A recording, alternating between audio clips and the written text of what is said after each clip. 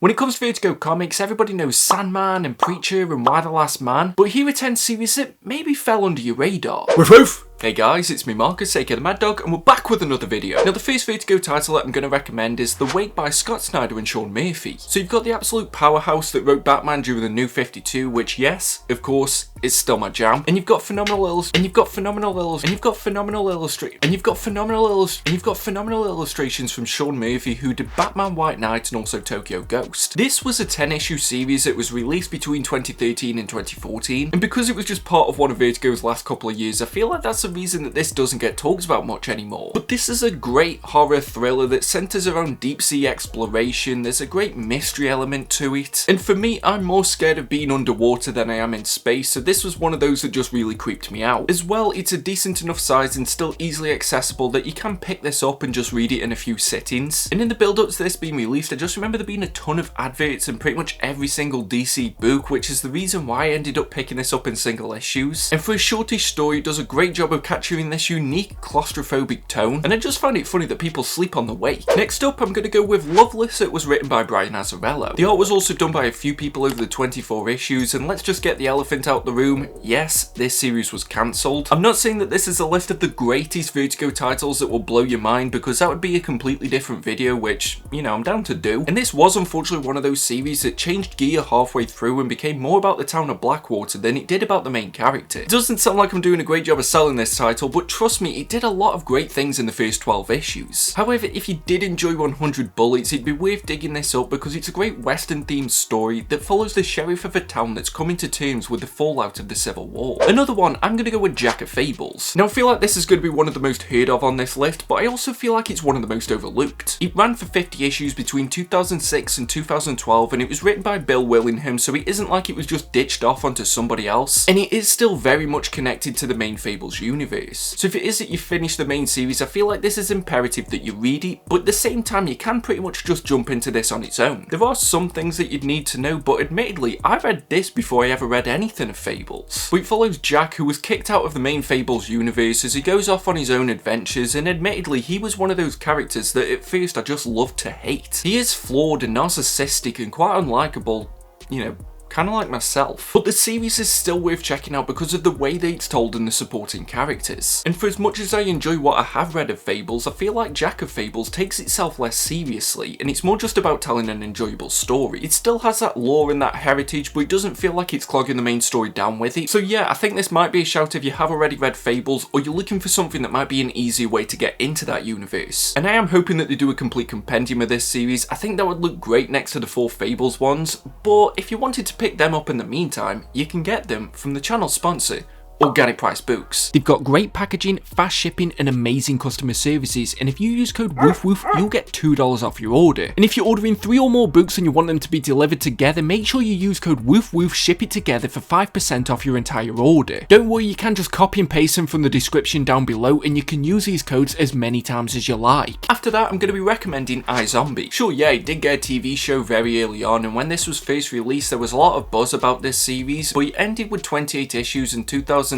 and since then I don't see it appearing in a lot of conversations. This is another great horror-esque comic that has amazing art from Mike Allred, and we follow Gwen, who's a gravedigger who looks quite normal on the surface, but she needs to eat at least 1 brain a month to remain herself. It goes deeper than that, but there is a great cast of side characters that still keep this series feeling fresh all the time. It's a decent sized series as well, so that you can really sink your teeth into it, and if you wanted a zombie story that's not as dark and depressing as The Walking Dead, then maybe this is the one for you. Next up, I'm going to go with Air, another victim of poor sales, and if you judge the book by its cover, you're going to think that this is going to be something similar to that book that I reviewed a few months ago called Skyward, but this is like the Nicolas Cage National Treasure series mixed with some of the dimensional quirks of Rick and Morty. It ran for 24 issues between 2008 and 2010, and if you can't gather already, the majority of this list is going to be the books that I was picking up when I was first getting into comics, and Air just fell completely under the radar for everybody, which is ironic if you know the plot. It's part mystery, part thriller, and it kept kept me guessing throughout. And sure, the ending didn't stick the landing, but Wilson had a 4-year plan that she never really got to see through to the end. And despite it not getting the conclusion that he wanted, in those first 2 years there was a really enjoyable story here. Next up, I'm gonna go with Northlanders. You've probably heard of DMZ, the series that Brian Wood did over at Vertigo. Well, I think that Northlanders deserves as much attention, if not more. This does have a somewhat cult following, but I do also feel like a lot more people would enjoy it if they gave this a chance. And I know that some people didn't enjoy this because of the confusing way that the single issues told the story, but if you just read the 3 thick trade paperbacks, then you'll realise how great this series is. It ran for 50 issues between 2008 and 2012 and was unfortunately cancelled after that, but I think that's more just due to the fact that it didn't get a lot of publicity. And that was also the year that DMZ ended as well. And I know Brian Wood's got some controversy around him, which is something that's hard to avoid, but at the same time it shouldn't really impact your reading experience. And the best part is that it's split into 3 arcs and you could just pick up one of them and still get a great Viking story, which unfortunately there just isn't that many of in the comics industry. Yes, Northlanders isn't the only Viking comic, but this was one of those titles that I jumped into after it already ended, and there was just so much energy in this. It's such a shame that it got cancelled, and I feel like this deserves more fans. Number 4, even though these aren't in any particular order, I'm gonna go with the Unwritten. Now yeah, this one isn't completely unheard of, but it is still underrated. When we talk about the great Vertigo series that we've had over the years, I feel like this is one of those that should still be in the conversation. It ran between 2009 and 2015 and even had a 12-issue follow-up series for the 54-issue main run. How do I summarise this one? Basically, imagine if Harry Potter was based on an actual kid and then there's some kind of conspiracy that's going on that that kid actually does know magic. So kinda like the Amazing Amy series and Gone Girl, but with magic. And that's me barely skimming the surface because this series is so dense and steeped in lore and it just feels like a classic Vertigo title. Occasionally I do hear this cropping up in conversations, but not nearly as much as it should be. This could very easily be a very enjoyable Netflix series and I don't get why this series is so slept on. DC abandoned the deluxe edition, so the trade paperbacks are pretty much one of the only ways that you can get this, and I'm just hoping that DC doesn't keep this in the vault for too long. Number 3, I'm gonna go with Unknown Soldier. And Unknown's probably the correct way to have in that title because this is a criminally underrated 25-issue series that ran between 2008 and 2011. We follow Moses, who is in Uganda, and he's a pacifist that is still getting these voices in his head that is telling him the best way to kill people who are on the wrong side of this brutal war. It goes so much deeper than that, but that's the basic concept, and it just deals in morality and the human condition. It won plenty of awards when it was first being released, but for some reason people just weren't picking this up. And there have been a few series over the years that are called Unknown Soldier. I can't really speak about the quality of those because I'm only speaking about Desart's run, and it got recommended so heavily for my fanboy back in the day that that's the reason that I jumped into this. However, I'm glad I did because on paper this sounds like a story that I wouldn't really enjoy, but I loved everything that I read of it and I really should revisit this series soon, and that's something that DC should probably do as well. Last few for this video, but I'm gonna go with The Losers. This one did get a movie that starred Chris Evans, and we all hoped that this would bring more attention to the comic series, yet we still don't hear a lot of people talking about it. And yeah, I may be showing my British bias here because the 32-issue series that was published between 2003 and 2006 was written by Andy Diggle and illustrated by Jock. I can't lie, it is a bit of a product of its time, and it isn't the same losers that fought during World War II. These losers,